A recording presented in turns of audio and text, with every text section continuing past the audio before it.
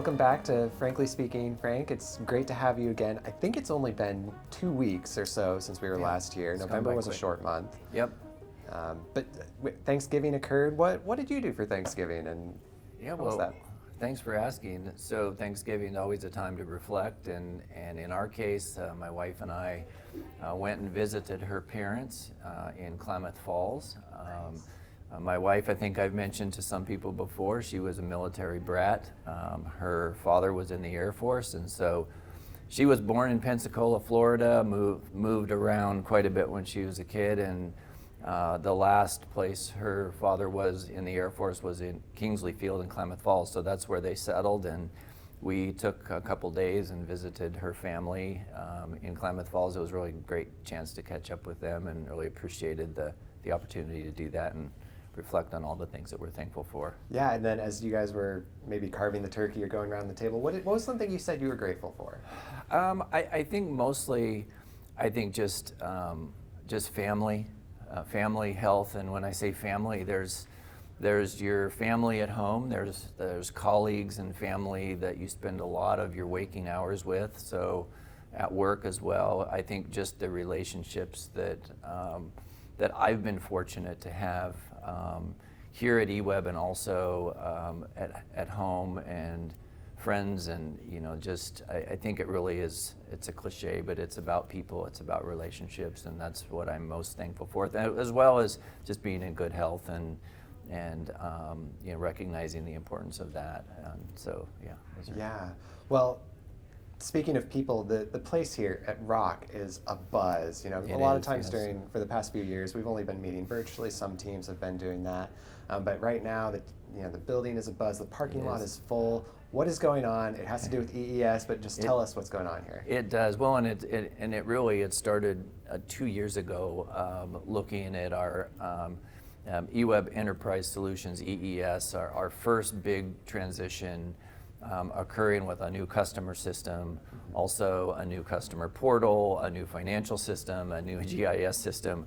All of that came together, and in fact, while I was enjoying Thanksgiving, there were a lot of people at EWEB who were working through the holiday weekend and to get this ready to go live Monday morning, and just absolutely appreciate the 24/7, 365 approach that we've taken over the last few days. We are now live with our new systems. We're introducing new things. We're in kind of this hypercare mode, so we're introducing new aspects to those programs as we go. There's lots of support here. I have to think that people feel like there's a lot of resource going into this, because there is, and recognizing that there's a lot of work that's happened, and also some improvements, and another set of steps along the way. So it is a buzz around here. The parking lot is almost full, and there's people virtually online all over the world as well. So it's a worldwide event. Yeah, that is fantastic, and great to see our progress. Well, and last night, was the board meeting. The Board of Commissioners met as always, and they talked about a few different things. One of which is going to be imminently important to our customers, and that is the budget and rates. They approved a budget. Right. So what are our customers going to see from that going into 2025? Yeah, well, the budget cycle starts with when we start looking at capital and investments that we want to make. Usually in the spring, it works its way through all the financial assumptions and planning that we do, and it culminates in December, when the board by statute has to pass a balanced budget for us covering the next year. And in this case, almost $500 million worth of expense and investment that we're making in 2025, and the board approved that, which includes a general revenue requirement increase for customers of about a little between 7% and 8% on the electric side, and then roughly the same thing on the water side. And so customers will see a slight impact to their bills. The process then becomes each different customer class is slightly different. We go through a cost of service analysis. So an industrial customer or commercial customer's rate increase might be slightly different. But these are important investments, and and customers will see some impact in 2025. As part of the budget, though, we also increased the amount of customer care funds. So we do recognize that some of our customers are more burdened than others, and when they fall below the federal poverty level, we have some opportunities for them to help them out. So recognizing they had a rate increase, we also increased that funding. Yeah, well, and one of the items on the budget, although I guess it was the budget from last year, was the Leaburg decommissioning project. And so the board took a big step forward on that project last night. They approved a new contract for a consultant to help with the decommissioning. Right.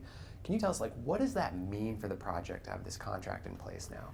Yeah, I think this type of project, which is it's going to be a very highly regulated, really complex project. It's going to take 10 to 15 years to execute the decommissioning of Leaburg.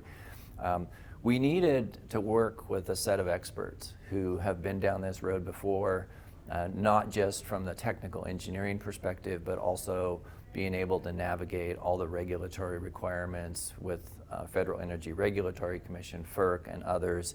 And so this first contract was with Macmillan, is the name of the company.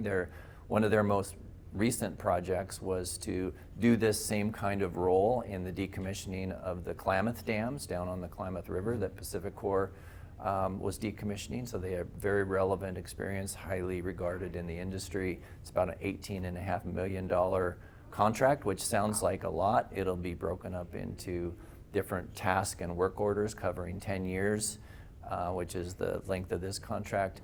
When we think about Leaburg and the total project being somewhere between 150 and 200 million, working with experts to really manage that project is a significant investment. And so we're excited to be able to work with people who've been there before and have done it. So it's an exciting time. Yeah. Yeah, well, and speaking of more, big expenses, another expense that's coming up in the next 10, 20 years is our energy supply. And so the team in the energy division has been working on an energy resource study. They presented some findings to the board yesterday, Right. But one that stuck out to me is that this is a $2.5 to $3.2 billion decision over the course of this new contract. Right. How does a utility like EWEB even go about wrapping our heads around that choice and making it? Yeah, well, I think we recognize the importance of our supply on the electric side. We generate some of our own electricity through our own resources, but a big piece of it, the part that was discussed last night to a great extent, was the Bonneville Power Administration contract, and which tends to be this contract that they're negotiating with customers like EWEB as a 17-year contract. So we're looking at this over a 20-year period, and just the amount of money that is put into this kind of contract does equate to roughly $3 billion over a 20-year period. What we're really looking at, and that the energy resource study is all about, and the power planning group is to look at the different contract options and understand under a number of different future scenarios which ones give EWEB the most financial benefit, which ones give us the most flexibility to handle different conditions like load growth, for example. And so it's not just looking at a static future, but it's testing the sensitivities of different things and which of these contract options are going to give us the best supply going forward. I don't think we need to be daunted by the fact that it's $3 billion or so. I think what you look at is you say, what are the attributes of the decision that are present in front of us now? How does that mix with the rest of our organizational decisions? We talk about decision resiliency, for example, which ones give us options.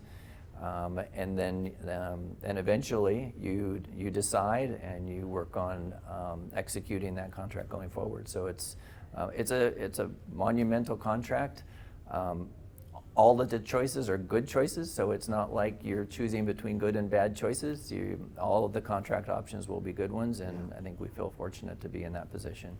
Yeah. Well, it's good to be in that position as we come to a close at the end of the year here. There's a couple events that staff will be able to participate in before the holidays arrive. There's Breakfast with Santa Right. coming up this Saturday on December 7, and then Goodie Day on December 19. Right. So Right. I don't know about you, I'm looking forward to trying many different types of cookies and goodies. Do you have a particular one you're going to look forward to? I always love the lemon bars. You know, I love coconut macaroons. I'll be searching for those. And then, chili contests. I mean, Yeah, you just, that's the meats, we used to call it the parade of meats, by the way. If you go back far enough in time, I don't know that that's what we call it now, but there's always, down in the comm shop, there's always a really good breakfast. So I may wander down there early in the morning, and there'll be a coffee cart. Yeah, looking forward to really breaking all of my good eating habits for at least a day, and looking forward to that. Yeah.